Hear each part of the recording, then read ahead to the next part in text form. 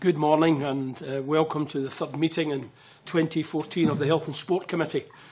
As usual, I would ask everyone in the room to switch off mobile phones, Blackberries and other wireless devices. I'd ask you also to note that some members and officials are using tablet devices, and this is instead of hard copies of their papers. I have apologies from Richard Simpson and Gil Patterson, and Malcolm Chisholm joins us once again as the Labour substitute, and we also welcome Dennis Robertson as the SNP substitute. The first item on the agenda today is the second day of Stage 2 of the Public Bodies Joint Working Scotland Bill. You should have with you a copy of the bill, the marshalled list of amendments and the groupings. Today we'll pick up where we left off last week, which was at the end of section 23. I would be confident that we can get to the end of stage 2 today. Can I welcome back the Cabinet Secretary Alec Neil and his officials to the committee. Welcome to you all. We now move to call Amendment 95 in the name of the Cabinet Secretary, group with Amendments 221, 96, 222 and 239. Cabinet Secretary to move Amendment 95 and speak to all amendments in the group. Cabinet Secretary. Thank you, Convener, and good morning. Under Section 24, the Bill requires integration authorities to take account of the integration delivery principles and the national health and wellbeing outcomes when preparing a strategic plan. Rhoda Grant's Amendment 221 seeks to add community planning outcomes to that list. As I stated at this committee on day 1 of Stage 2, this government intends to bring forward a community empowerment bill which will include integration authorities as bodies that must participate in community planning, along with health boards, local authorities and others.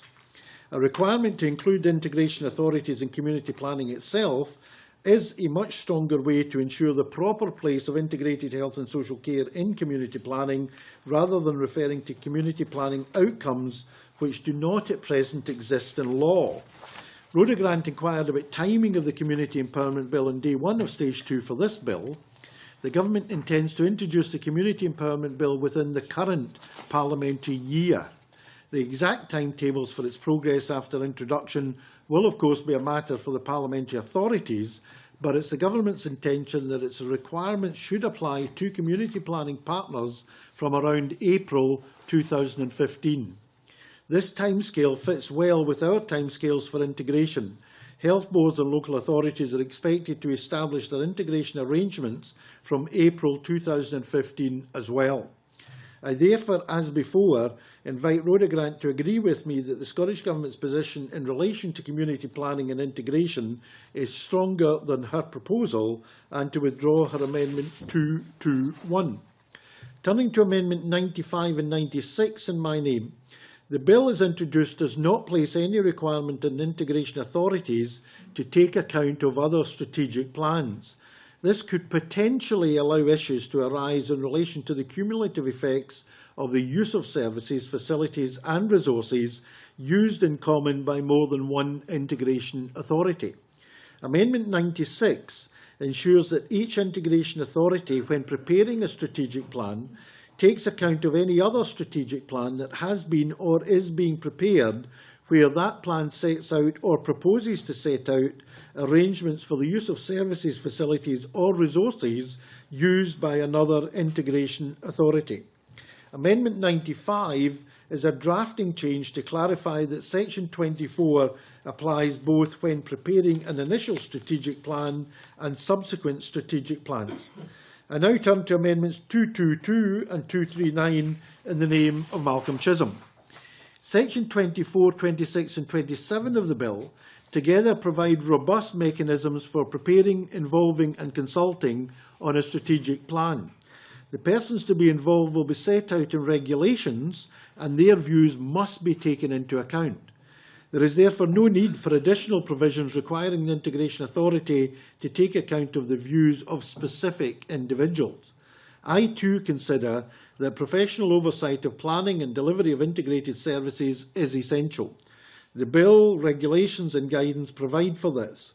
Integration authorities will be required to put in place clinical and care governance arrangements via the integration scheme to monitor and improve the quality of care provided to service users. I intend to require the involvement of health and social care professionals on integration joint boards, strategic planning groups, localities and integration joint monitoring committees, ensuring a strong voice for health and social care professionals at all stages of integration. I believe this goes beyond the effect of Mr Chisholm's amendment. I move Amendment 95 and I ask Rhoda Grant to withdraw Amendment 221 and Malcolm Chisholm to withdraw Amendments 222 and 239. Thank you. Rhoda Grant to speak to Amendment 221 and other amendments in the group. Can I speak to Amendment 221 in my name? I'm grateful to the Cabinet Secretary for bringing forward that information and ensuring that there is no gap between the integration boards being set up and their involvement in community planning. And because of that, I'll withdraw Amendment 221. Malcolm Chisholm to speak to Amendment 222 and other amendments in the group. I listened very carefully to what the Cabinet Secretary said, but it doesn't seem to me that the proposed regulations that he referred to, or indeed the policy statements that he's issued, cover what has been included in the bill. For example, I read policy statement about the Integration Joint Board, and the Scottish Government was only proposing that the clinical director of the NHS Board would be afforded a non-voting seat on the Integration Joint Board. Similarly, the Associate Medical Director / Clinical Director is to be on the Joint Monitoring Committee, and consultations on strategic planning, the integration plan and membership of the Strategic Planning Group will include vaguely, quoting again, health and social care professionals who operate within the boundaries of the proposed integration authority. Now, as members will understand, most clinical directors with NHS boards are doctors, but the largest group of NHS clinicians who will be delivering care within the integrated arrangements will be nurses. Nurses and AHPs are mentioned explicitly just once in the Scottish Government's set of proposed regulations in the policy note on localities. Once again, it seems that the significant strategic expertise and experience of senior clinical leads out with the medical profession has been ignored. Each of the professions has expertise to share with those making very difficult decisions. Each lead officer remains accountable for care delivered by their profession. So it seems to me that the bill does not say nearly enough about care quality governance and focuses more on the pillars of general corporate governance within the new structures. And this short proposed amendment is intended to ensure that integration authorities are under a duty to seek and record and have due regard to the advice of professional leads from the parent bodies who are experts on the issue at the very heart of this reform agenda, namely the delivery of quality care services. It does not, of course, bind the integration authority to act on any professional advice given. While we appreciate that many partnerships will want to make such arrangements, even without a duty on the face of the bill, primary legislation should set out the minimum expectations of any partnership, whether that partnership is functioning well or otherwise. This amendment will provide a minimum guarantee that those able to make professional judgments on the quality of care can support innovation and development, improve decision-making and raise concerns where appropriate. As recent cases have highlighted, when things go wrong in health or social care services, the consequence for individuals and families can be catastrophic.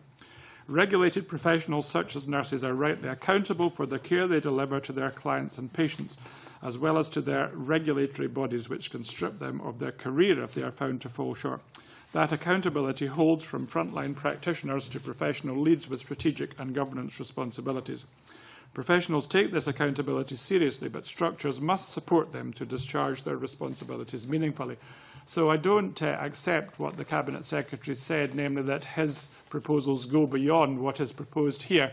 If I can just say gently, that seems to be a recurring technique of the Cabinet Secretary in our discussions in the committee, to say that what he is proposing is better than the amendment. But it seems clear to me that what he is proposing doesn't go nearly far enough in recognising the important place and contribution of all healthcare professionals, not just doctors.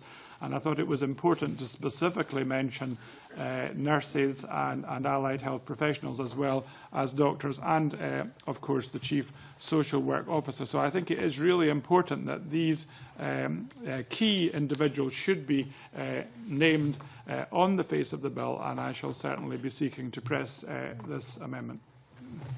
Any other member? Cabinet Secretary, wind up. Thank you, Convener. Can I first of all thank Rhoda Grant for withdrawing her amendment, and I reiterate that we will be absolutely making sure that the provisions of the Community Empowerment Bill will be synchronised with the provisions in this bill. I give that absolute undertaking on behalf of the Government. In terms of the points raised by Malcolm Chisholm, again, at the risk of being accused of using a repetitive technique in the committee, I think we're all trying to get to the same place, albeit by a slightly different route.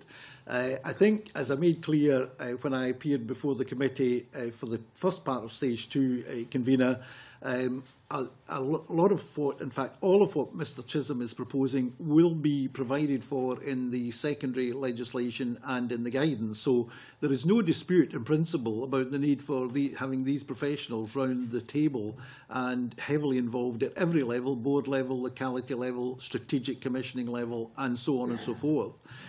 So there is no dispute about that. The only issue is whether you put an exhaustive list on the face of the bill. And let me give you some perspective on this. In the medical world, we have, broadly speaking, if you look at the composition of any clinical area forum for any of the health boards in Scotland, you, broadly speaking, in terms of the representation, have 4 broad categories of representation of clinicians. You have the acute sector, the doctors, the consultants, the junior doctors, and so on. You have the GPs, you have the nursing profession, and you then have 11 allied health professions.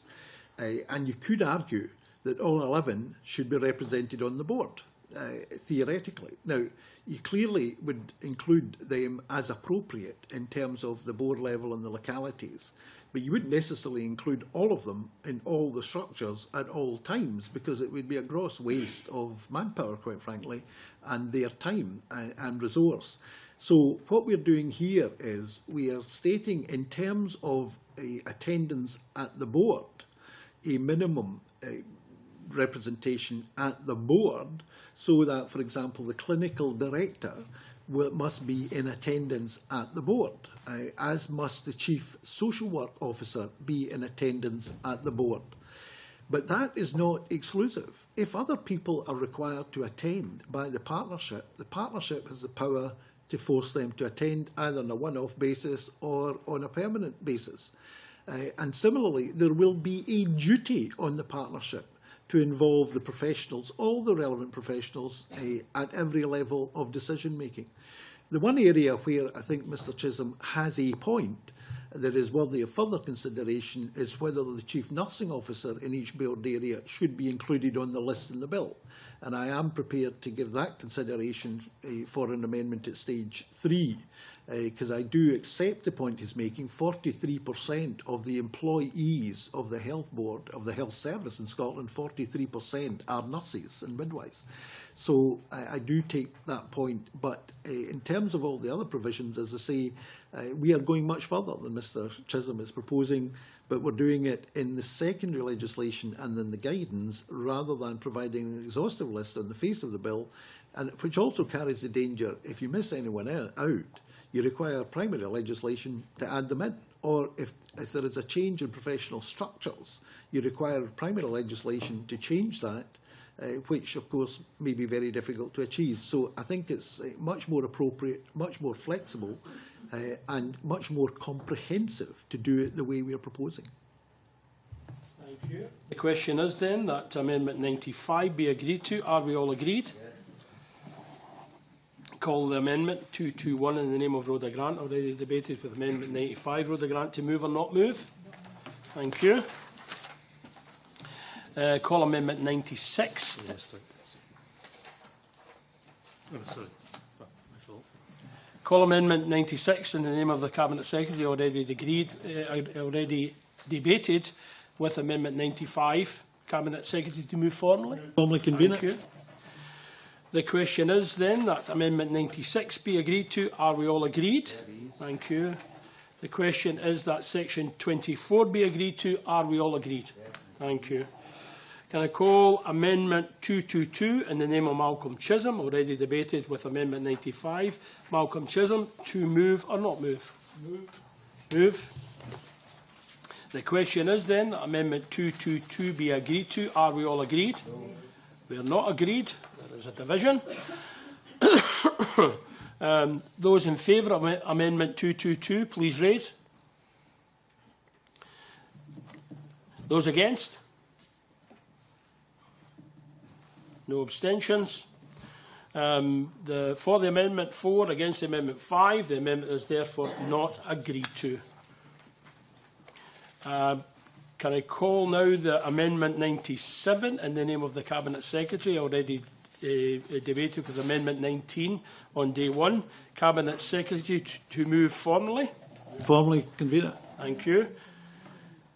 Call Amendment 97A in the name of Malcolm Chisholm, already debated with Amendment 19 on day one. Malcolm Chisholm, to move or not move? Not move.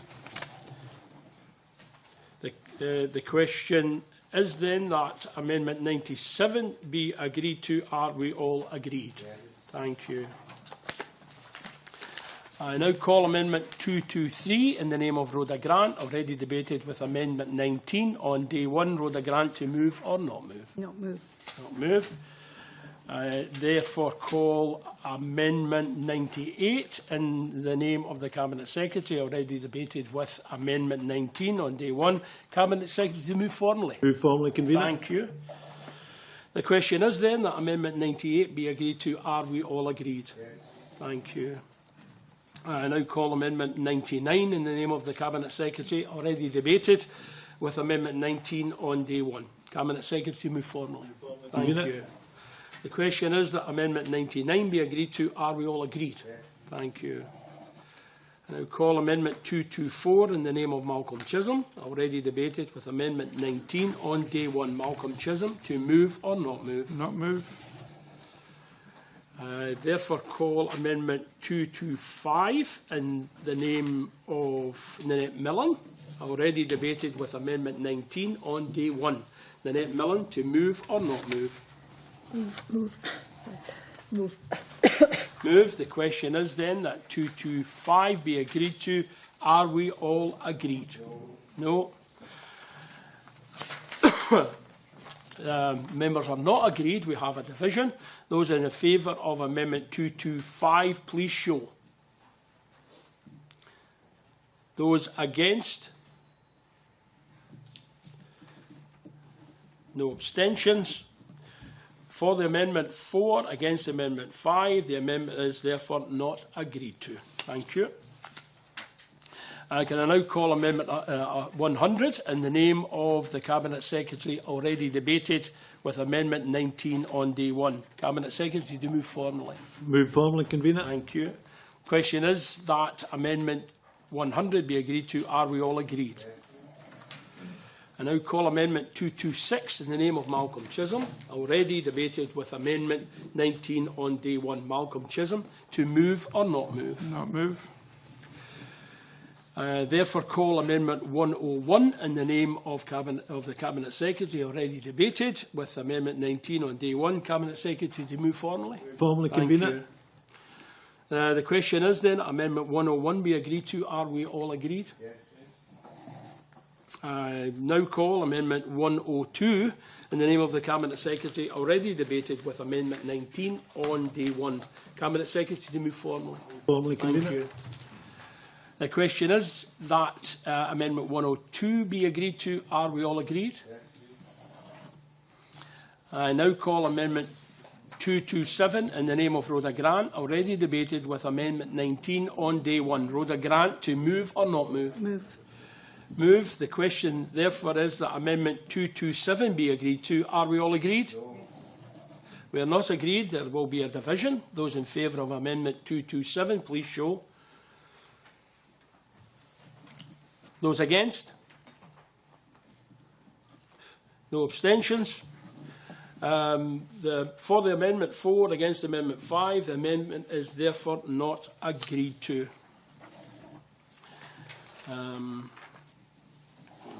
I now call Amendment 229 in the name of Malcolm Chisholm, already debated with Amendment 19.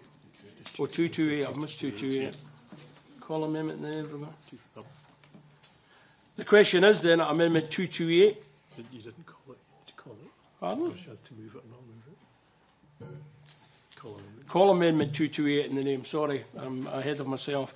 I now call Amendment 228 in the name of Rhoda Grant, already debated with Amendment 19 on day one. Rhoda Grant, to move or not move? Move. The question is then that Amendment 228 be agreed to. Are we all agreed? We are not agreed. There will be a division. Those in favour of Amendment 228, please show. Those against? No abstentions. For the Amendment 4 against Amendment 5, the amendment is therefore not agreed. I call now Amendment 229 in the name of Malcolm Chisholm, already debated with Amendment 19 on day one. Malcolm Chisholm, to move or not move? Not move. I therefore call Amendment 230 in the name of Malcolm Chisholm, already debated with Amendment 19 on day one. Malcolm Chisholm, to move or not move? Not move. I therefore call Amendment 103 in the name of the Cabinet Secretary, already debated with Amendment 19 on day one. Cabinet Secretary, to move formally. Move. Thank you. The question is then that Amendment 103 be agreed to. Are we all agreed? Thank you. I now call Amendment 231 in the name of Rhoda Grant, already debated with Amendment 19 on day one. Rhoda Grant, to move or not move? Not move. Not move. I therefore call Amendment 104 in the name of the Cabinet Secretary, already debated with Amendment 19 on day one. Cabinet Secretary, to move formally. Formally move, Convener. Thank you. The question is then that Amendment 104 be agreed to. Are we all agreed?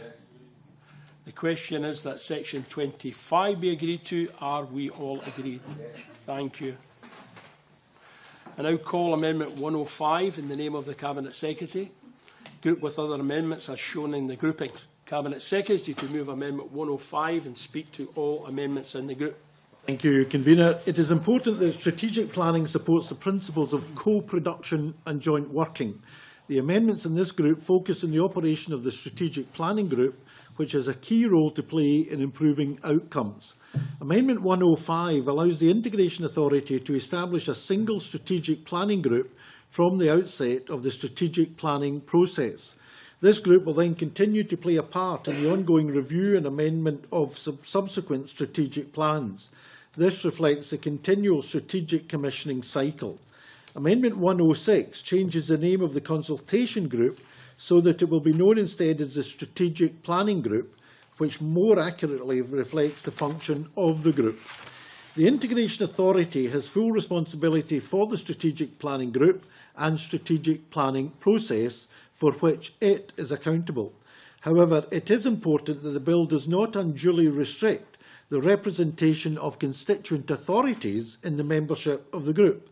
Amendments 107, 108 and 110 allow greater flexibility to the local authority and health board with respect to the number and combination of representatives they can nominate to represent their interests in the process. Amendment 233 in Rhoda Grant's name seeks to add a requirement that establishes in primary legislation that membership of the Strategic Planning Group must include service users, unpaid carers and non-commercial organisations. I recognise the aim of this amendment is to provide for a co-production approach. I can reassure Rhoda Grant that the bill provides for a robust involvement process to strategic planning, and I have set out in the policy statement in relation to Section 26 Scottish Ministers' intentions to include all those noted within Amendment 233 and a number of other groups as well that I believe should be involved within the membership of the Strategic Planning Group, such as health and social care professionals.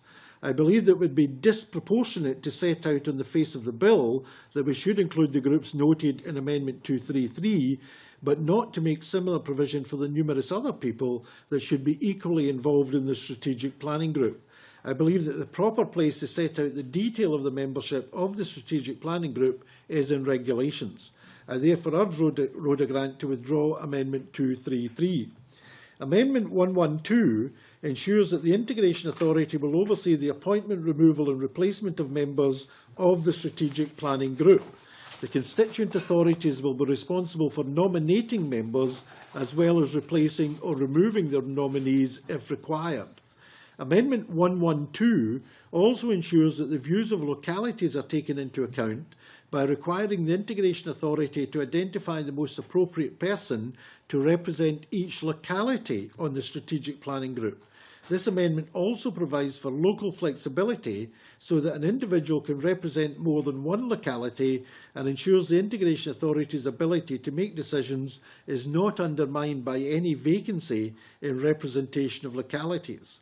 Amendments 113, 114 and 115 are drafting amendments which make clear that Section 26(4) applies to all integration authorities and reflects the amendment which provides that the consultation group is to be known as a strategic planning group. Amendment 234 in Rhoda Grant's name seeks to introduce an additional requirement on the Integration Authority in its dealings with the strategic planning group and gives examples of the types of arrangement that the Integration Authority may decide to make. The level of detail proposed is not appropriate for primary legislation, but I sympathise with the desire to ensure that the strategic planning process is truly inclusive and effective. Section 26 already provides for the payment of expenses to members of the group in subsection 4. I can assure Rhoda Grant that I will produce extensive guidance on all relevant matters relating to the strategic planning group. I therefore urge Rhoda Grant to withdraw Amendment 234. Amendments 117 and 119 make clear it is the strategic planning group's views on the strategic planning proposals and the draft strategic plan that are sought. I therefore move Amendment 105 and I invite Rhoda Grant to withdraw Amendments 233 and 234. Thank you. I now call Rhoda Grant to speak to Amendments 233 and other amendments in the group. Thank you, Convener. Amendment 233 ensures that carers and their representatives are included in the strategic planning group, and that follows the principles of co-production at every level. I think what's missing in the legislation is the involvement of users and carers, and that should really run through this bill like a stick of rock, to be honest. And that's the only way we can genuinely make sure that people are involved in designing and organising their care. They need to participate. Care is not something that is done for users and carers. It should be something that is designed for and on their behalf to allow them to go about their business in a normal way, and therefore I think there's something missing in the bill. I think I would have to say I welcome the involvement of staff and those who deliver care, but those who are the recipients of care are much more important, and I think it would be well worthwhile if this bill had something at the very core of it that said that this is to ensure that the services received by users and carers of those services, they're at the very heart of it. They should be involved in the design, and it's not something that's done to them, but it's certainly something that they're involved in the design of. And I look forward to maybe getting some commitments from the Cabinet Secretary when he winds up about that. Turning to Amendment 234, again, I welcome what the Cabinet said about looking at guidance to take away the barriers, but this is not just a cost barrier. Obviously, expenses need to be paid, but there are many other barriers, especially to people with disabilities. For example, the venue where meetings are being held, is it accessible? The type of papers that are delivered to people, are they if people have a sight problem, are they going to be delivered papers that allows them to participate? If they're a carer, are they going to get assistance for the person that they're caring for to enable them to be able to go and attend meetings? And there are many, many barriers, and possibly on the face of the bill is not the place to address it, but I would hope that if in writing up guidance the Cabinet Secretary would be very clear that the barriers, the person who is participating needs to be consulted as to the barriers they face and steps taken to ensure that their full and valid participation takes place. And I think only then can we see real participation. Thank you. Any other members? No? Cabinet Secretary to wind up? Again, I think we're absolutely on the same page about what we're trying to achieve. The only issue is what should be in the face of the bill and what should be in secondary legislation, guidance and regulations. In terms of co-production, I absolutely 110% agree with Rhoda Grant that the whole philosophy underlining this must be co-production, and that service users are people who we work with and not deliver to. They're not seen as recipients in the sense that they'll do what they're told. The whole point of this is co-production and a completely different philosophy from what has gone in historic past, and we're absolutely at one in that. I think it is true to say, because I agree with Rhoda Grant, that the whole concept of the role of service users should permeate this bill like a stick of rock, I think she said. I would argue that it does actually already do that, and repeatedly in the bill we do list at each stage of engagement and planning the role of service users and the need to take service users with us and for them to be involved in the design of services. So I totally agree with her. I give her a total commitment that the regulations, all the secondary legislation, will absolutely reflect that philosophy. And similarly, in terms of barriers, whether it's barriers for disabled people, barriers for people with learning difficulties, barriers for ethnic minorities or other minority groups, absolutely, the whole point of this is to make it as user-friendly as possible and geared to the needs of users, not as defined by the providers of the service, but as agreed between the providers of the service and the users of the service. And again, I give her a total commitment that we will reflect the importance of removing these barriers and not just the importance of doing so, action to remove these barriers or prevent the barriers being erected in the first place, where appropriate, in all the secondary legislation, the regulations and the guidance. Thank you. The question is then, Amendment 105 be agreed to. Are we all agreed? Yeah. Now call Amendments 106 to 111, all in the name of the Cabinet Secretary and all previously debated, and invite the Cabinet Secretary to move Amendments 106 to 111 in block. Move on block, Convener. Thank you. Ask whether any member objects to a single question being put on the Amendments 106 to 111. No objection. The question is then, Amendments 106 to 111 be agreed to. Are we all agreed? Yes. Thank you. I call Amendment 232 in the name of Bob Doris, already debated with Amendment 210 on day one. Bob Doris, to move or not move? Given the reassurances in day one, Convener, not moved. Okay. Can I therefore call 233 in the name of Rhoda Grant, already debated with Amendment 105. Rhoda Grant, to move or not move? Move. Move. The question is then, Amendment 233 be agreed to. Are we all agreed? No. We don't agree. There will be a division. Those in favour of Amendment 233, please show. Those against? No abstentions. For the Amendment 4, against Amendment 5, the amendment is therefore not agreed to. The question is, I call Amendments 112 to 115 in the name of the Cabinet Secretary and all previously debated. Can I invite the Cabinet Secretary to move Amendments 112 to 115 in block? Move on block, Convener. Thank you. Is there any member who objects to a single question being put on Amendments 112 to 115? No. No, thank you. The question, therefore, is that Amendments 112 to 115 be agreed to. Are we all agreed? Can I now call Amendment 234 in the name of Rhoda Grant, already debated with Amendment 105. Rhoda Grant, to move or not move? Not moved. Not move.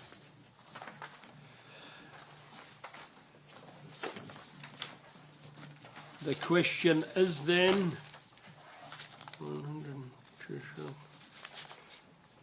The question is then that section 26 be agreed to. Are we all agreed? Yes. Thank you. I now call amendments 116 to 122, all in the name of the Cabinet Secretary and all previously debated. And can I invite the Cabinet Secretary to move amendments 116 to 122 in block, please? Move on block, convener. Thank you. Is there any member who would object to a single question being put on amendments 116 to 122? No. No. Therefore, the question is that amendments 116 to 122 be agreed to. Are we all agreed? Yes. Thanks. Can I now call amendment 235 in the name of Bob Doris, already debated, with amendment 210 on day one. Bob Doris, to move or not move? Not move, convener. The question, therefore, is then that section 27 be agreed to. Are we all agreed? Yes. Thank you. I now call amendment 123 in the name of the Cabinet Secretary, already debated, with amendment 147 on day one. Cabinet Secretary, to move formally. Convener. The question is then that amendment 123 be agreed to. Are we all agreed? Yes. Thank you. I now call amendment 236 in the name of Nanette Millen, already debated, with amendment 147 on day one. Nanette Millen, to move or not move? Move. The question is then that 236 be agreed to. Are we all agreed? No. We are not agreed. There will be a division. Those in favour of amendment 236, please show. Those against? For the Amendment 4, against Amendment 5, abstentions, no abstentions. The amendment is therefore not agreed.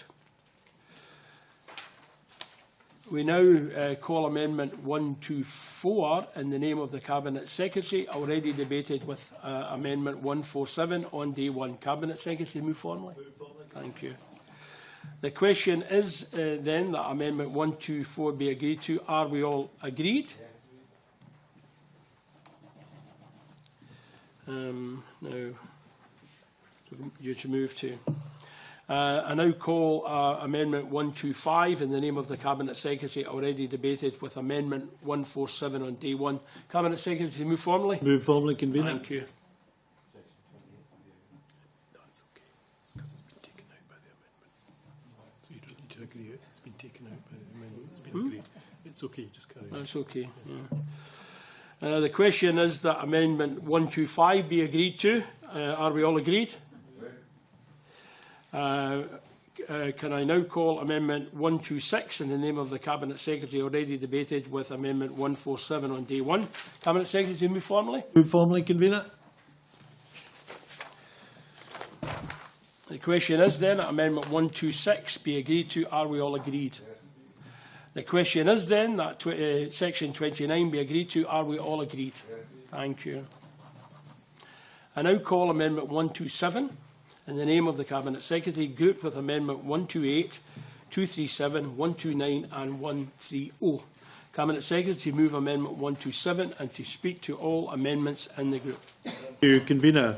It's my intention that a strategic plan will not necessarily last a fixed period of 3 years, but rather be subject to continual review and possible amendment. Having the planning process as a continual cycle should mean few significant decisions will be made that are not part of that process. However, should such decisions be necessary, then they may take effect out with any revision of a plan. These circumstances should be very rare. Section 30, as introduced, requires consultation only with service users. Amendment 128 makes it clear that the Strategic Planning Group should also be consulted when a decision is taken under the procedure in Section 30. This ensures that this process cannot be used to circumvent the consultative procedure for reviewing strategic plans and reflects the importance of the Strategic Planning Group. Amendment 237, in the name of Rhoda Grant, would require the Integration Authority to involve and consult non-commercial providers of health or social care and other relevant bodies who may be affected by a significant decision taken outside the strategic plan. Section 32 of the bill, together with the regulations I intend to make under Section 32(4), already achieves this purpose for non-commercial providers of health or social care by involving them in locality planning and as members of the strategic planning group.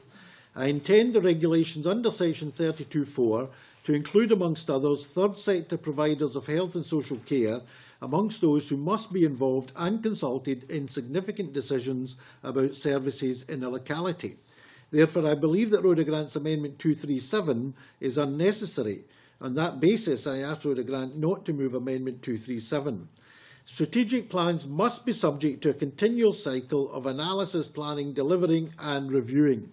Amendment 129 introduces a new section which makes clear that integration authorities must review their strategic plans as often as necessary, or at least every 3 years, and if required, prepare a replacement strategic plan.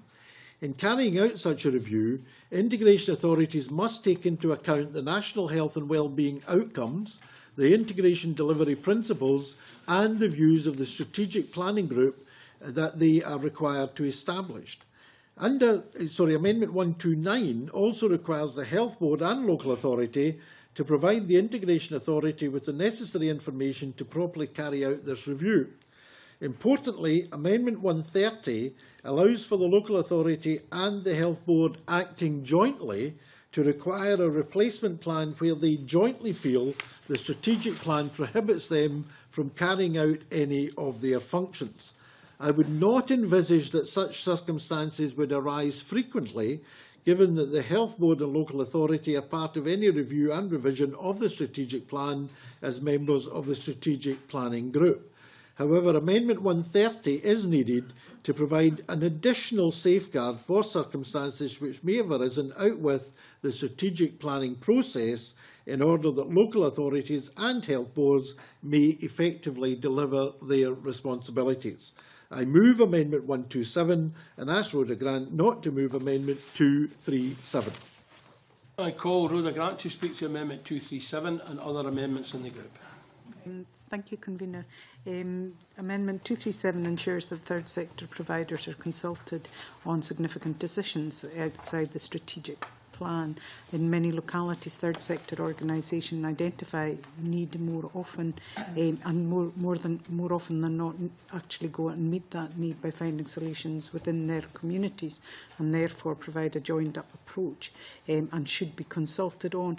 Now, by third sector organisations, I mean maybe a wider selection than those involved in health and social care, and I know what the Cabinet Secretary said about that group, and that's why it also includes other relevant bodies that may be affected by the decision. And if I could just use an example, in my own area we have the Badenoch and Strathspey car scheme, which is a transport group set up and paid for through community transport schemes. But what they do is then help people promote their social life. They help them go shopping.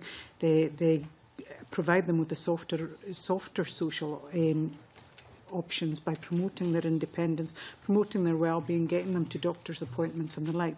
Now, they wouldn't be considered as a group that are involved in health and social care because they're a transport group. However, they identify and meet need within their local community that actually could be seen as preventative spending, and promotes the well-being of the people living in their area. And I would be very keen, and there are huge numbers of those small groups in different communities meeting different needs, not always under health and social care, but maybe looking at this from a slightly different angle, but do promote well-being and independence. And so I think I would pursue the amendment because of that, unless the Cabinet Secretary has a view that maybe bring forward amendments at stage 3 to make sure that those groups are involved in locality planning. And it would be that very local planning that they should be involved in. So I'll maybe wait and hear what the Cabinet Secretary says in winding up. Any other members? Bob Doris. Just very briefly, Convener, I'm supportive of what Rhoda Grant's trying to achieve, but the more I hear about various stakeholder groups wanting to be involved in locality planning and monitoring and other devices, makes me more minded that the right place for this is in secondary legislation or in guidance. I just kind of wanted to put that on the record, but I listened very carefully and was supportive and sympathetic to the points that Rhoda Grant made. Cabinet Secretary, wind up. Risk of repeating my technique, convener, we are all on the same page of trying to achieve exactly the same thing. The premise, I think, of Rhoda's amendment is that the interpretation of third sector would be taken to be a narrow interpretation, whereas our interpretation would be there would be a wide interpretation incorporating the kind of organisation that Rhoda referred to, of whom we have many examples, I'm sure, in all of our constituencies. So I'm happy to look at this to see if either in the face of the bill or in subsequent regulations and secondary legislation we need to be clearer on the definition so there is no dubiety at all that it can incorporate the kind of group that Rhoda referred to. So I'm happy to look at that as a possible stage 3 amendment. And in the meeting we have arranged with members of the committee, which is open to all members of the committee, I think it's next week, I'm happy for us to discuss that and add that to the agenda. But again, you know, I'm keen that there should be no dubiety. Our intention is that the third sector definition should be broad enough to incorporate the kind of organisation that Rhoda referred to, but I'm happy to look at it for stage 3 so that there is no dubiety in the bill or indeed in any subsequent legislation, secondary legislation or regulations. The question is then that Amendment 127 be agreed to. Are we all agreed? Yes. I call Amendment 128 in the name of the Cabinet Secretary, already debated, with Amendment 127. Cabinet Secretary, move formally. Move formally, convener. Thank you. The question is then that Amendment 128 be agreed to. Are we all agreed? I now call Amendment 237 in the name of Rhoda Grant, already debated, with Amendment 127. Rhoda Grant, to move or not move? Thank you. The question is then that Section 30 be agreed to. Are we all agreed? Thank you. I now call Amendments 129 to 131, all in the name of the Cabinet Secretary and all previously debated. Invite the Cabinet Secretary to move Amendments 129 to 131 in block. Block, convener. Ask whether any member objects to a single question being put. No. On Amendments 129, 131? No. The question is then that Amendments 129 to 131 be agreed to. Are we all agreed? Yes. The question, therefore, is that Section 31 be agreed to. Are we all agreed? Yes. Call Amendment 132 in the name of the Cabinet Secretary, group with Amendments 133 and 134. Cabinet Secretary to move Amendment 132 and speak to all amendments in the group. Thank you, convener. Section 32 requires that bodies that are delivering integrated services involve and consult localities in any decisions that will have a significant impact on their locality. Amendments 132 and 133 extend this duty to the decision-making processes of the Integration Authority that fall out with the strategic planning cycle. This will ensure the full involvement in all decision-making processes of all those who deliver, support or receive health and social services in a locality. The committee recommended in their Stage 1 report that we include a provision in Section 32 to allow the Integration Authority to reimburse the participants in locality planning arrangements any necessary expenses and allowances. I agree with the committee's recommendation, and Amendment 134 gives the Integration Authority this ability. I move Amendment 132. Thank you. Any members? No. I don't expect the Cabinet Secretary wishes to say any more on that. I'm just on page 19 and we've got, I think, 48 or so. That's the page I'm on today, Cabinet Secretary. The question is that Amendment 132 be agreed to. Are we all agreed? Yes. I now call Amendment 133 in the name of the Cabinet Secretary, already debated, with Amendment 132. Cabinet Secretary, move formally. Formally, convener. The question is then that Amendment 133 be agreed to. Are we all agreed? Yes. Thank you. I now call Amendment 134 in the name of the Cabinet Secretary, already debated, with Amendment 132. Cabinet Secretary to move formally. Move formally, convener. Thank you. The question is then that Amendment 134 be agreed to. Are we all agreed? Yes. Thank you. The question is then that Section 32 be agreed to. Are we all agreed? Yes. Thanks. I now call Amendment 135 in the name of the Cabinet Secretary, grouped with Amendments 136, 137, 138 and 139. the Cabinet Secretary to remove Amendment 135 and to speak to all amendments in the group. Thank you, Convener. Amendments 135 and 136 are technical and ensure that the provisions originally drafted now relate properly to the amended section 33. Amendments 137 and 138 strengthen the duties that the Bill places on the Integration Authority, the Health Board and the Local Authority with regard to publishing the Integration Authority's annual performance report. These amendments introduce a statutory timescale within which the report must be published, ensure that the Integration Authority has access to the data it requires, and obliges the Integration Authority to send the performance report to the Health Board and/or Local Authority as appropriate to the model of integration used. This will be essential for integration authorities to effectively prepare their performance reports and provide a coherent picture of how care and support has been delivered for their communities.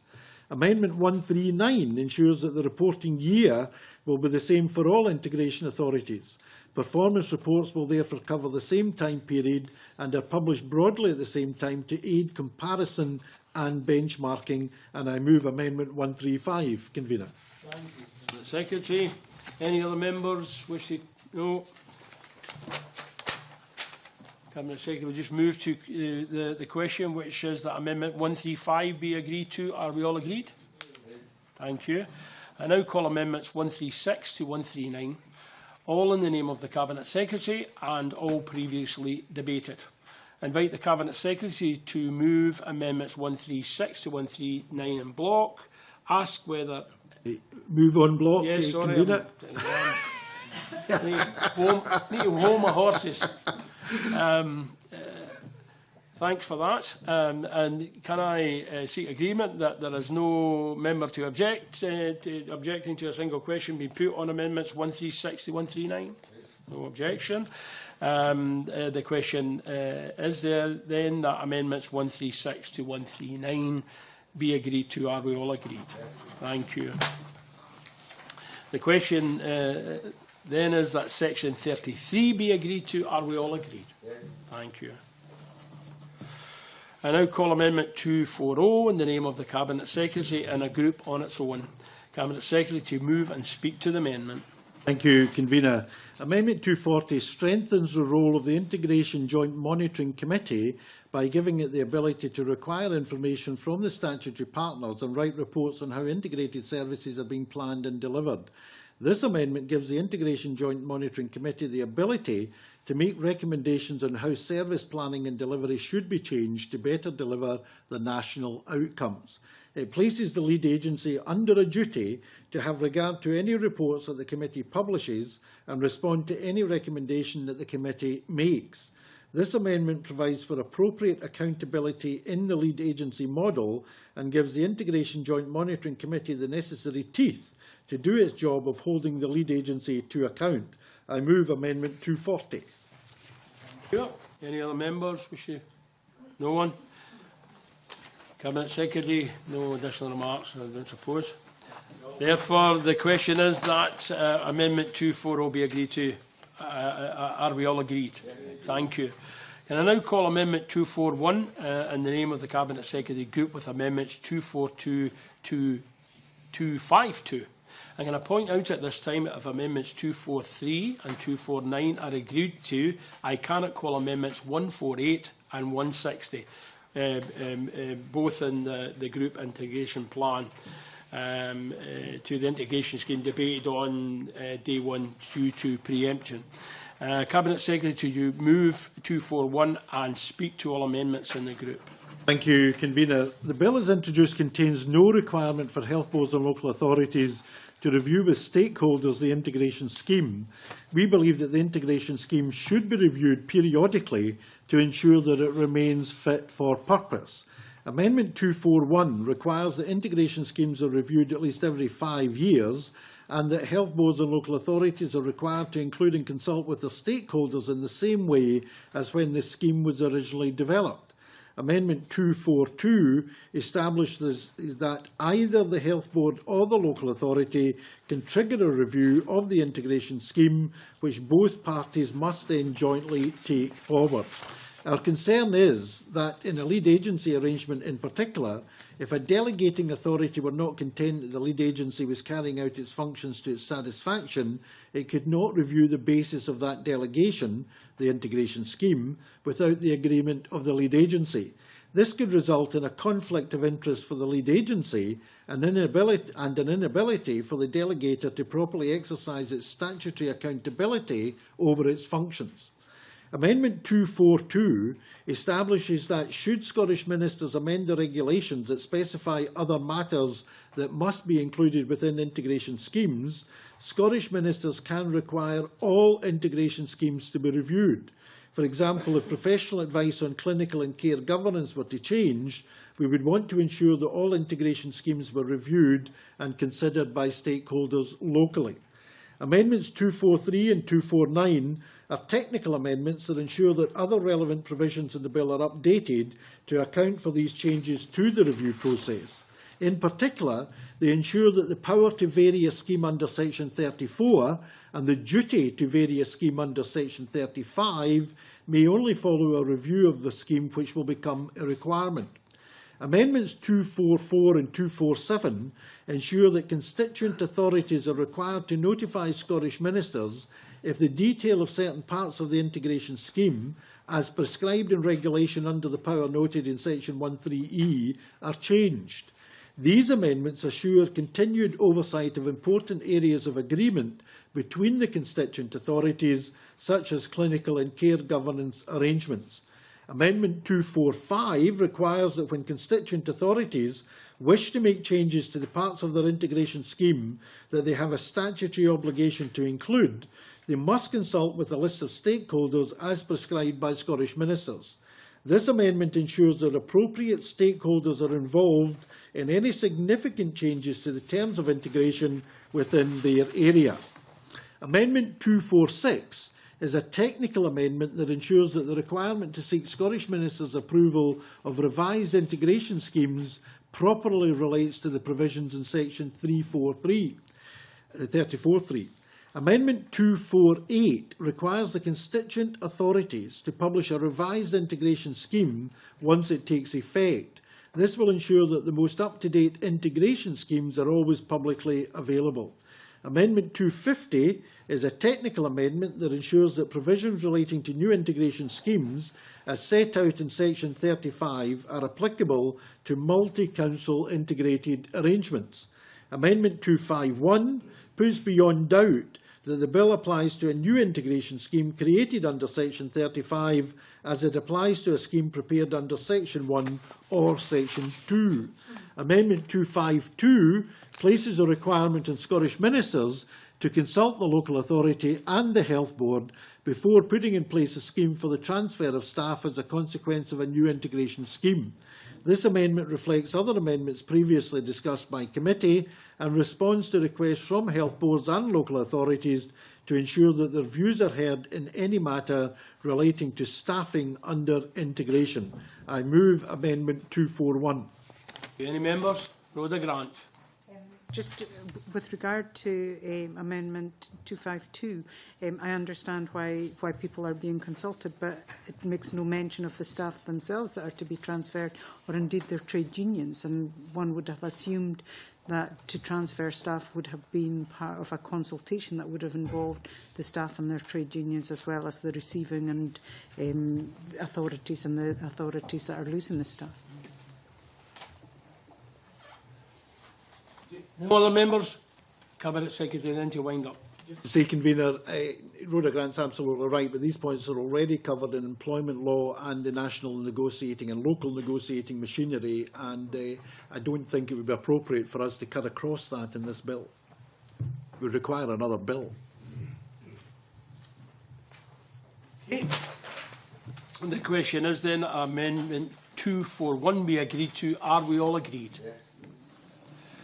Call Amendment 242 in the name of the Cabinet Secretary, already debated, with Amendment 241. Cabinet Secretary to move formally. Move formally, Convener.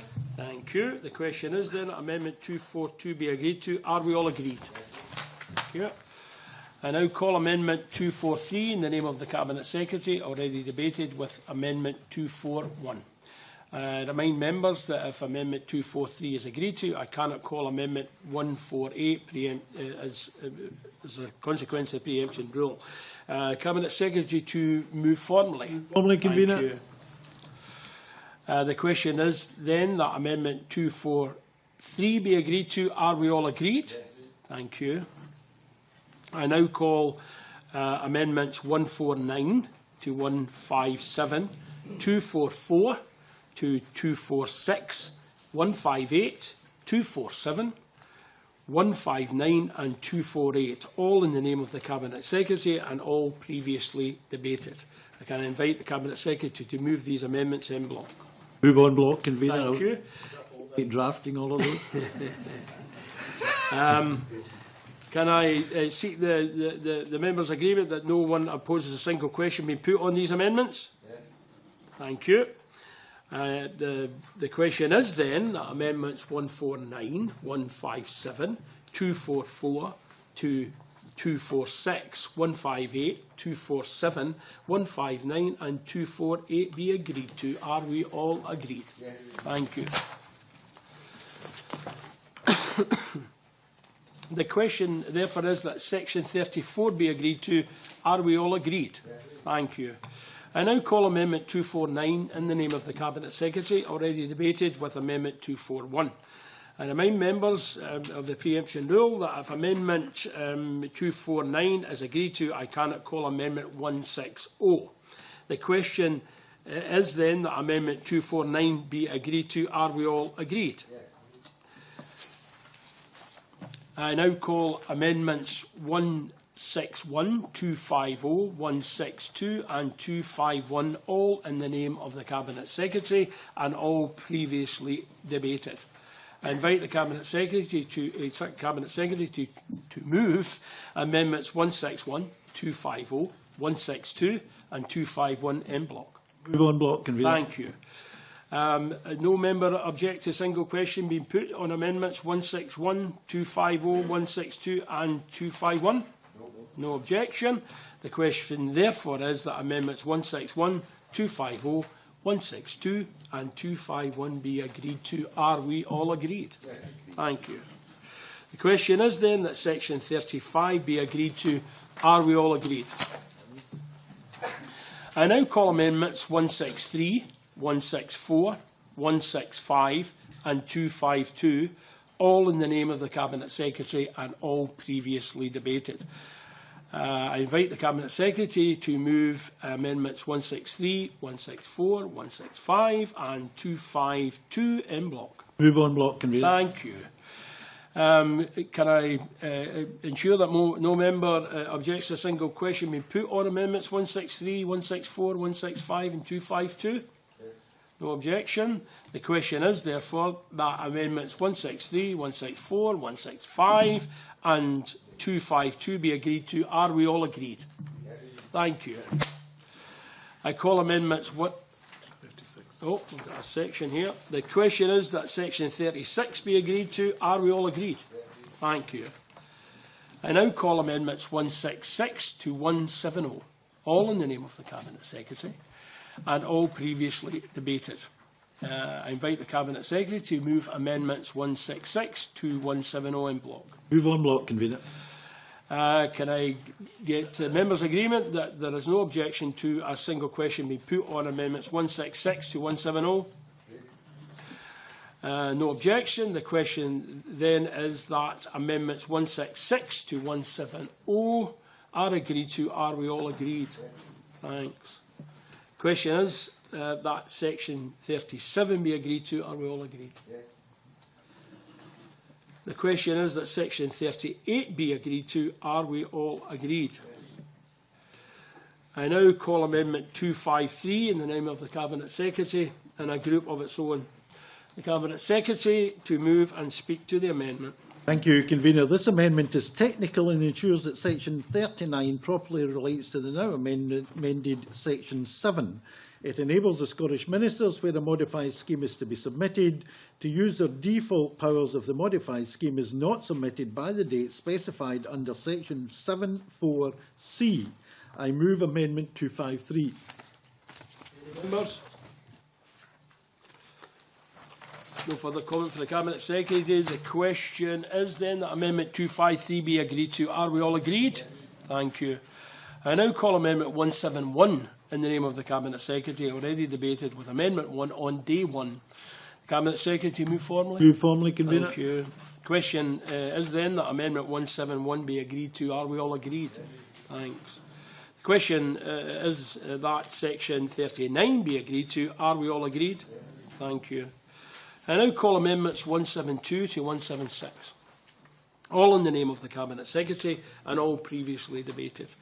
I invite the Cabinet Secretary to move Amendments 172 to 176 en bloc. Move on block, Convener. Thank you.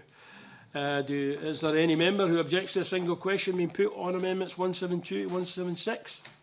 No. No objection. The question is then that Amendments 172 to 176 be agreed to. Ah, I thought you'd deserted me there, Richard, for a second. I call on Amendment 254 in the name of the Cabinet Secretary and a group of its own. The Cabinet Secretary to move and speak to the amendment. Thank you, Convener. Section 40 enables Scottish Ministers to give directions to a Health Board, Local Authority or Integration Joint Board regarding the carrying out of functions under integration. The new section inserted after Section 22, entitled Power of Integration Authority, additional to Section 21 supplementary, provides that Scottish Ministers can only make an order to enable the Integration Joint Board to carry out functions directly, rather than arranging for service delivery via direction to the Health Board and Local Authority on receipt of a written application from the Health Board and Local Authority. Scottish Ministers cannot make such an order without the prior written application of the Health Board and Local Authority. This amendment also ensures that the Scottish Ministers cannot direct the Health Board and Local Authority to make such a written application. I move Amendment 254. Any members wish to speak? No. No further comments from the Cabinet Secretary. Then the question is that Amendment 254 be agreed to. Are we all agreed? The question is then that Section 40 be agreed to. Are we all agreed? Thank you. I now call Amendment 255 in the name of the Cabinet Secretary, group with Amendments 256 and 257. The Cabinet Secretary to move Amendment 255 and speak to all amendments in the group. Thank you. Convener. Section 41 requires each local authority, Health Board and Integration Joint Board to have regard to any guidance issued by the Scottish Ministers about their functions under or in relation to this Act. The bill, as it stands, does not require the Integration Joint Monitoring Committees to have regard to such guidance. Amendment 257 has the effect of requiring Integration Joint Monitoring Committees to have regard to any guidance issued by the Scottish Ministers about their functions under or in relation to this Act, bringing Integration Joint Monitoring Committees into line with the requirements of health boards, local authorities and Integration Joint Boards. This will provide for a more robust framework which applies equally in a lead agency arrangement.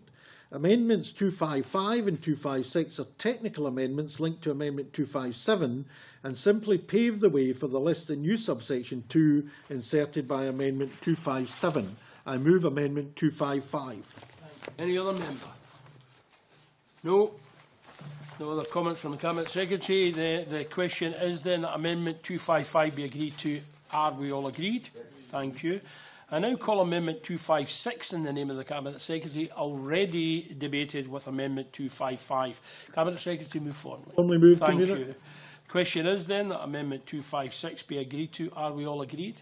Thank you. I now call Amendment 257 in the name of the Cabinet Secretary, already debated with Amendment 255. Cabinet Secretary, move forward. Formally moved, Convener. Thank you. The question is then that Amendment 257 be agreed to. Are we all agreed? Thank you. Question then is that Section 41 be agreed to. Are we all agreed? Thank you. I now call Amendment 258 in the name of the Cabinet Secretary, grouped with Amendments 259 and 260. Cabinet Secretary to move Amendment 258 and speak to all amendments in the group. Thank you, Convener. Scottish Ministers committed in the policy memorandum that accompanies the bill to ensure that the inspection and scrutiny of integrated health and social care services was provided for. Social Care and Social Work Improvement Scotland is established to inspect social care social work services.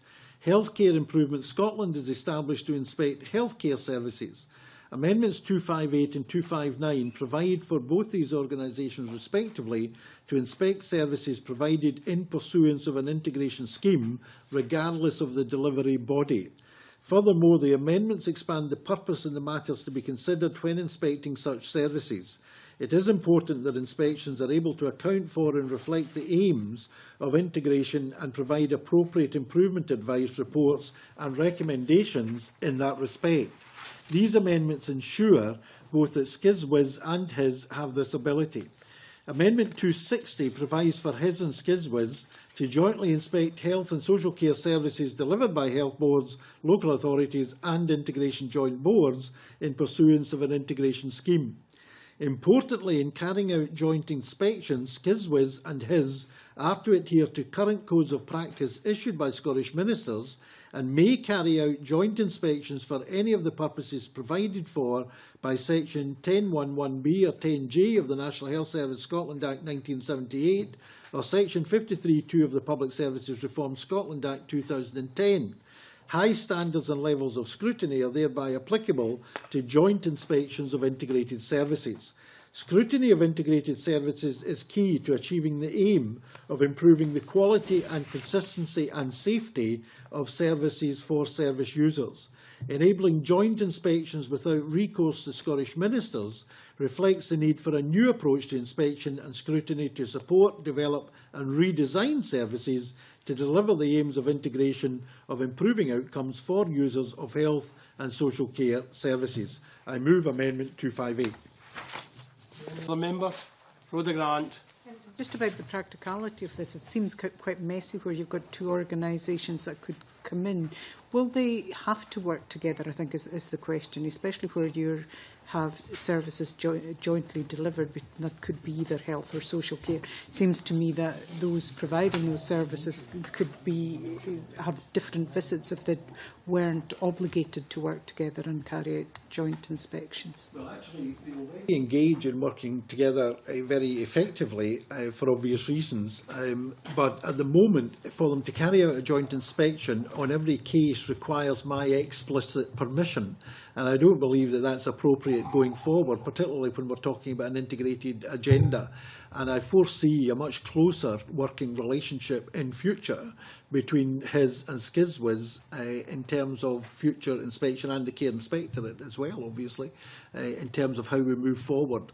But already, this pretty well reflects what happens at the moment, but requires a degree of approval at ministerial level, which I think is no longer appropriate given that we are going to be going forward with integration of service provision. Just to take time off for this and just ask some questions. Who would the reports be provided to in terms of if there were joint inspection reports? What's the formal structure and how independent can these reports be? And who do they report to? These bodies are entirely independent, convener, in the sense that, for example, they decide within their statutory duties which organisations to inspect, what the remit of the inspection is, what the timing of the inspection is, whether it's an announced inspection or an unannounced inspection, and they report to the body but simultaneously to Scottish ministers, because if the conclusions and recommendations in any inspection report require action by Scottish ministers, then clearly we have to take that on board. So they're all published, they're perfectly open and transparent, but they can be commissioned. They can actually be commissioned. For example, if you're an employee of the National Health Service at the moment and you have a complaint, you're whistleblowing about malpractice, alleged malpractice in the Health Board, you actually can write to, in this case, Healthcare Improvement Scotland and ask them to undertake an investigation and an inspection of the point that you're making. So anybody can actually ask for it.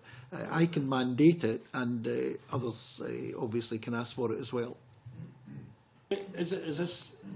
I think I'm taking advantage of the chair here, but it shouldn't be coming back in. But is this something that can be put on our discussion our informal discussions. Yeah, no But I'm problem. just not sure how it plays in with Health Improvement Scotland, Social Work Inspection Agency, local government role, or indeed the care inspector. Yeah, You know, there seems to be a lot going on there. yeah. And if we've Anyway, got- taking advantage of if we've time, Chair, if we've time, convener, prior to the discussion, we'll try and provide a briefing of existing arrangements, because this largely reflects the I continuing. appreciate that. Well, you know, I don't get asking any questions at this time. I'm not supposed to be asking questions. That's what I'm saying. Convener, I'm here to serve and please. Yes, yes. You're here to put a smile on my face, Cabinet Secretary. Moving on swiftly, convener. Yes, quickly. No other members? No, thank you. The question is then that Amendment 258 be agreed to. Are we all agreed? Thank you. I call Amendment 259 in the name of the Cabinet Secretary, already debated with Amendment 258. Cabinet Secretary, move forward. Move formally, convener. Thank you. The question is then that Amendment 259 be agreed to. Are we all agreed? Thank you. Call Amendment 260 in the name of the Cabinet Secretary, already debated with Amendment 258. Cabinet Secretary to move formally. Move formally, convener. The question is then that Amendment 260 be agreed to. Are we all agreed? I now call Amendment 261 in the name of the Cabinet Secretary and a group of its own. Cabinet Secretary to move and speak to the amendment. Thank you, convener. The bill places requirements on local authorities to carry out certain functions related to integration, such as putting in place an integration scheme with the Health Board.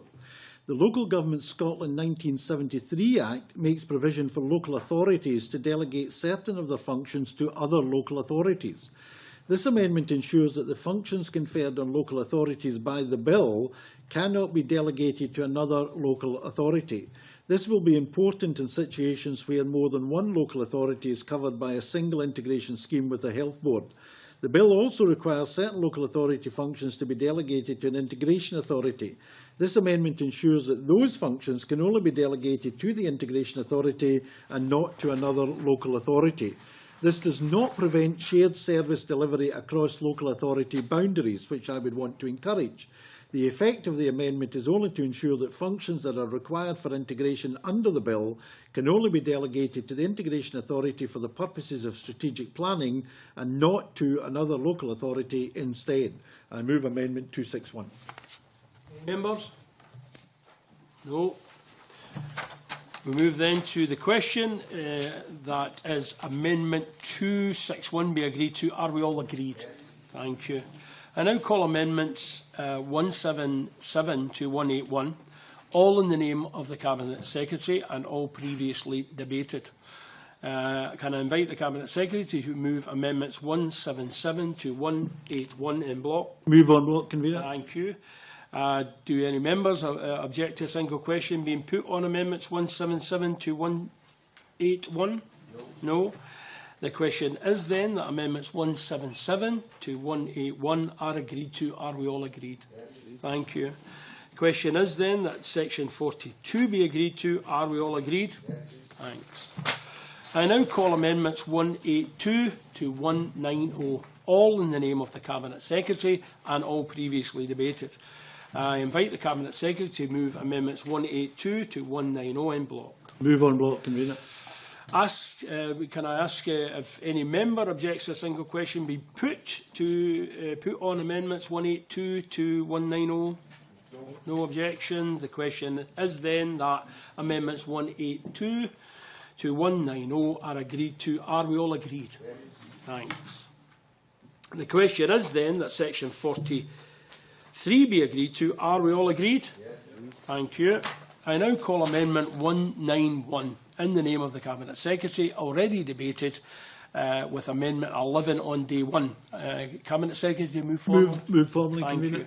The question is then that Amendment 191 be agreed to. Are we all agreed? Thanks. Now call Amendment 262 in the name of the Cabinet Secretary, group with amendments 263 to 269, 271, 273 and 274. Cabinet Secretary to move Amendment 262 and speak to all amendments in the group. Thank you, Convener. The amendments in this group relate to the Common Services Agency for the Scottish Health Service. Section 44 of the bill sets out the ability of the Common Services Agency, or NHS National Services Scotland, as it's now more commonly called, to provide goods and services to Scottish public bodies. Amendment 262 allows for the CSA to provide services to publicly owned companies or bodies, in particular any corporations which are owned by health boards, local authorities, of which are a joint venture between them. Section 44(3) provides a list of examples of the types of services that the CSA may provide to other bodies. Amendment 263 extends the list in Section 44(3) to make clearer and put beyond doubt the types of services that the CSA may provide. Amendment 264 allows for the Scottish Ministers, by order, to amend the list of categories of bodies to whom the CSA may provide goods or services. This ensures that there is suitable and proportionate provision to amend the powers of the CSA to take account for changing circumstances as appropriate. Amendment 271 provides that an order made under Section 44(4)A is subject to the affirmative procedure. Given the nature of the order-making power, affirmative procedure is considered appropriate.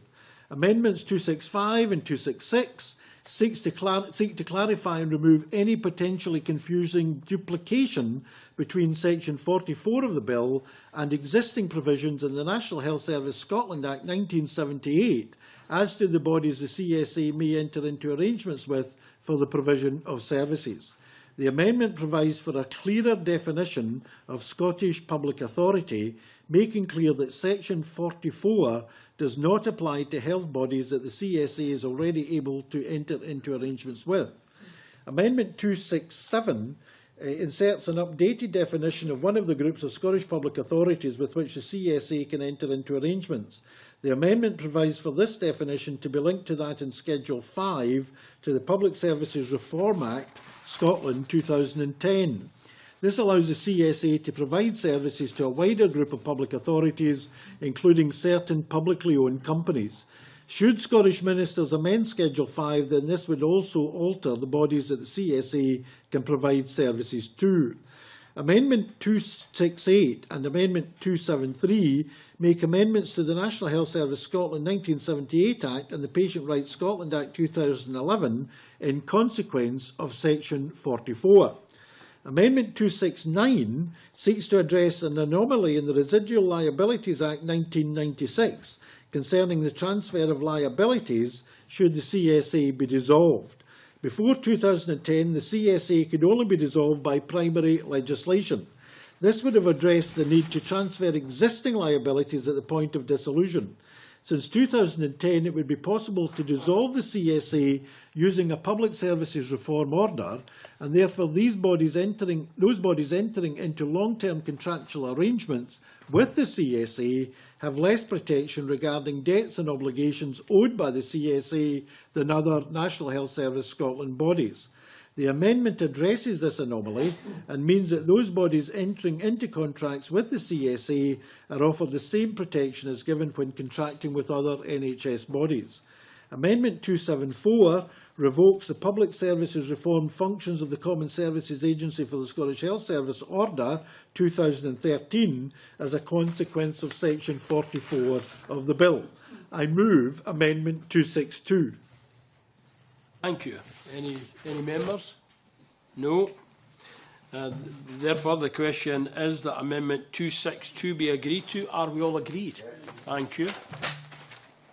I now call Amendments 263 to 267, all in the name of the Cabinet Secretary and all previously debated. I invite the Cabinet Secretary to move Amendments 263 to 267 en bloc. Move on block, Convener. Thank you. Is there any member that objects to a single question being put on Amendments 263 to 267? No. No, thank you. The question is, therefore, that Amendments 263 to 267 be agreed to. Are we all agreed? Yes. Thank you. The question is then that Section 44 be agreed to. Are we all agreed? Yes. Thanks. Can I now call Amendment 268 in the name of the Cabinet Secretary, already debated, with Amendment 262. Cabinet Secretary, move forward. Move formally, convener. Thank you. The question is then that Amendment 268 be agreed to. Are we all agreed? Thanks. I now call Amendment 269 in the name of the Cabinet Secretary, already debated, with Amendment 262. Cabinet Secretary to move formally. Formally, Thank convener. you. The question therefore then is that Amendment 269 be agreed to. Are we all agreed? I now call Amendment 192 in the name of the Cabinet Secretary, already debated, with Amendment 1 on day one. Cabinet Secretary to move formally. Move formally, convener. Thank you. The question is then that Amendment 192 be agreed to. Are we all agreed? Thanks. I now call Amendment 193 in the name of the Cabinet Secretary, already debated, with Amendment 1 on day one. Cabinet Secretary to move formally. Move formally, convener. Thank you. The question is then that Amendment 193 be agreed to. Are we all agreed? The question is then that Section 45 be agreed to. Are we all agreed? Thanks. The question is then that Sections 46 and 47 be agreed to. Are we all agreed? I now call Amendment 194 in the name of the Cabinet Secretary, already debated, with Amendment 1 on day one. Cabinet Secretary to move formally. Formally, convener. Thank you. The question is then that Amendment 194 be agreed to. Are we all agreed? Thanks. I now call Amendment 238 in the name of Bob Doris, already debated, with Amendment 210 on day one. Bob Doris to move or not move? Not moved, convener. The question is then that Amendment 238 be agreed to. Are we all agreed? 238, not moved, convener. Oh, sorry. No, I'm sorry. I'm delighted for the overwhelming support of Well, the committee. That's fine. I'll look carefully at That's stage fine. 3, convener, but at this stage I'll not be moving Yeah. it. You know, you slip up, and you know, after 2 hours, and he's, you Exactly. know, he's a tremendous pounds. support to me. Isn't he? No, Can I now call amendments after that omission, mistake, whatever? Can I now call amendments 195 to 199, all in the name of the Cabinet Secretary and all previously debated? Can I invite the Cabinet Secretary to move amendments 195 to 199 en bloc? move on block, convener. Thank you. Does any member object to a single question being put on amendments 195 to 199? No. The question is then that amendments 195 to 199 be agreed. Are we all agreed? Thank you. The question is then that Section 48 be agreed to. Are we all agreed? Thanks. Can I now call Amendment 270 in the name of the Cabinet Secretary and a group of its own? The Cabinet Secretary to move and speak to the amendment. Please. Thank you, convener. Amendment 270 broadens the powers in the bill to make subordinate legislation so that different provision can be made for different cases or classes of case.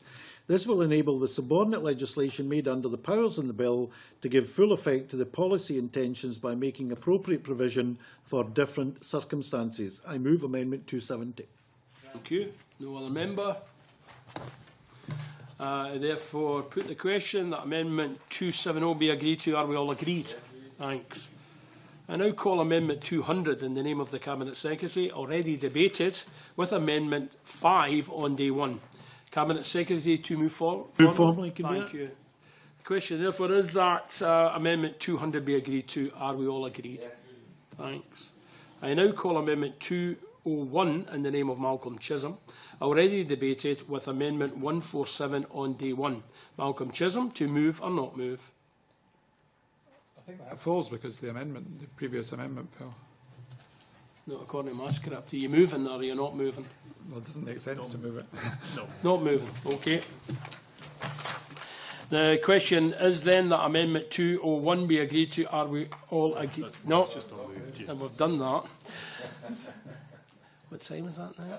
A long morning. Can I call the Amendment 239 in the name of Malcolm Chisholm, already debated, with Amendment 95? Malcolm Chisholm to move or not move? Not move. Thank you. Therefore, call Amendment 271 in the name of the Cabinet Secretary, already debated, with Amendment 260. Cabinet Secretary to move forward. Move formally, convener. Thank you.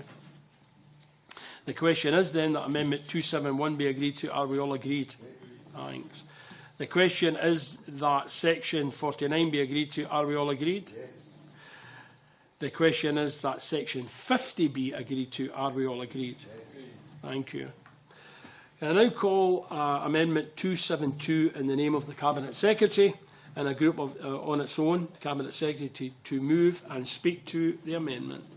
Thank you, Convener. Section 5A of the Social Work Scotland Act 1968 makes provision about the preparation by local authorities of community care plans covering adult community services. I understand that this requirement has not been fully implemented and has largely fallen out of use. Community care plans are in any case inconsistent with the requirements of the Bill for integrated planning of adult health and social services. Amendment 272 repeals Section 5A of the Social Work Scotland Act 1968 and puts beyond doubt that community care plans should no longer be prepared. Indeed, the requirement in the Bill for integration authorities to prepare a strategic plan for the area of the local authority will plan for adult community services, both health services and social care services, rendering 5A of the Social Work Scotland Act redundant. I move Amendment 272. Any other member? No. The question is then that Amendment 272 be agreed to. Are we all agreed? Yes. Thank you. I now call Amendment 273 in the name of the Cabinet Secretary, already debated with Amendment 262. Cabinet Secretary, move forward. Move formally, Convener. Thank you. The question is then that Amendment 273 be agreed to. Are we all agreed? Yes. Thanks. I now call Amendment 274 in the name of the Cabinet Secretary, already debated with Amendment 262. Cabinet Secretary, move forward. Move formally, Convener. Thank you. Question is that Amendment 274 be agreed to. Are we all agreed? Yes. Thanks. Question is that Section 51 be agreed to. Are we all agreed? Yes. I now call Amendment 275 in the name of the Cabinet Secretary and a group of its own. Cabinet Secretary to move and speak to the amendment. Thank you, Convener. Section 52 is concerned with commencement of provisions in the Bill. This amendment will enable early commencement of Sections 1.3 to 7, 5, 37 and 41. Scottish ministers have expressed their wish to enable and support effective progress of integration of health and social care. Before local authorities and health boards are able to begin to act in accordance with the requirements of the Bill, Scottish ministers are required to make subordinate legislation which will operate alongside the provisions of the Bill to establish the framework for integration. This amendment will bring into force certain additional provisions on the day following royal assent. These provisions relate to the requirements of an integration scheme, functions of health boards and local authorities that must be delegated, and the establishment of the national health and wellbeing outcomes which underpin the framework for integration and which must be taken into account when preparing an integration scheme. I move Amendment 275. Thank you. Any other member? Malcolm Chisholm. When I moved one of my earlier amendments, I raised this issue about the way in which health boards and local authorities might not be able to get on with their integration schemes because they were waiting for regulations about what they were allowed to include in them. So I suppose it's really just a question about what your intention would be in terms of bringing the rest of the introducing regulations which would allow them to know what they were able to include within their integration scheme. No other members?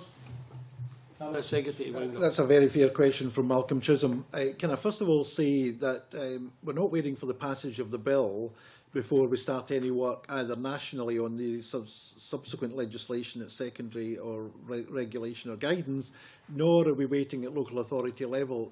Pretty well all local authority areas, with one or two exceptions, have already established partnership arrangements and in most cases joint shadow boards for integration. And the message I have said to them is, look, West Lothian, for example, has been doing this for years. Highland has been doing it for a shorter number of years on an integrated model. So there's no reason why they cannot proceed as quickly as possible, operating under existing legislation until we finally pass all the secondary legislation and issue all the relevant guidance and regulations. Having said that, we are very conscious of the need to clarify a whole range of issues as soon as possible. We're also very conscious of the need to have appropriate consultation before bringing forward secondary legislation and regulation and guidance. So this will allow us, from the day after Royal Assent, to make a start on the statutory implementation of the bill, but also to get moving on the necessary consultation on secondary legislation and everything that flows from that. Can I also say, Convener, we have well-established groups. We have a ministerial strategy group which will continue to work with all the key stakeholders at national level represented, which I chair, and Michael Matheson is the deputy chair of, and that body will continue. And you know, the kind of discussions we have are at a strategic level, but very much looking at the implementation. It will move from working on what we want to do with the bill to implementation. And there's also a series of other joint groups involving all the stakeholders looking at specific areas of activity such as funding, accountability and governance, and so on and so forth. So there's a lot of work already going on. We have the infrastructure to move this along very quickly in terms of the consultative bodies and the strategy group. And I believe that we'll be able to bring forward the secondary legislation, albeit it will be a substantial piece of work. We will be able to bring that forward very timiously indeed. Okay. Well, the question is then that Amendment 275 be agreed to. Are we all agreed? Yes. Thank you. Question is that Section 52 be agreed to. Are we all agreed? Yes. Question is that Section 53 be 52, did I say that? Yeah. I should have said 52. The question is that Section 53 be agreed to. Are we all agreed? Yes. The question is that the long title be agreed to. Are we all agreed? Yes. Thank you. That ends Stage 2, consideration of the bill. The members. Based on record, my gratitude to the committee in getting through so much work in 2 sessions, both to yourself and to the other members of the committee. Much appreciate the cooperation. Thank you, Cabinet Secretary. Members should note that the bill will now be reprinted as amended. The Parliament has not yet decided when Stage 3 will take place, but members can now lodge Stage 3 amendments at any time with the legislation team. Members will be informed of the deadline for amendments once it has been determined. At this point, I'm suspending for 5 minutes, comfort break, and until we set up for the item 2 on our agenda. Thank you all. Thank you.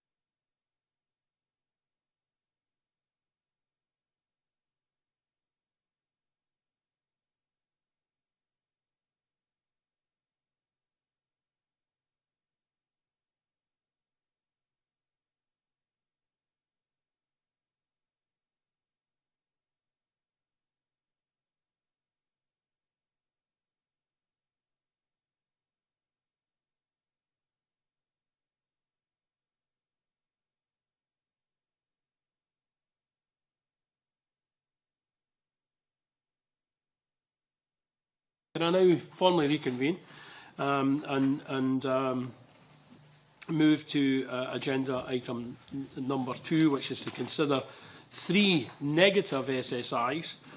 And the first instrument is SSI 2013-347, National Health Service Variation of Areas of Health Board Scotland Order 2013. There has been no motion to annul, and the Delegated Powers and Law Reform Committee has not made any comments on the instrument. Assuming, do we have any comments from the committee member? Richard. Thank you, Convener. I wish to comment in regard to SSI 201-3347, National Health Service Variation of Areas. I welcome this SSI, in particular the situation that will resolve in regards to Lanarkshire. Thank you. Bob Doris. Thank you, Convener.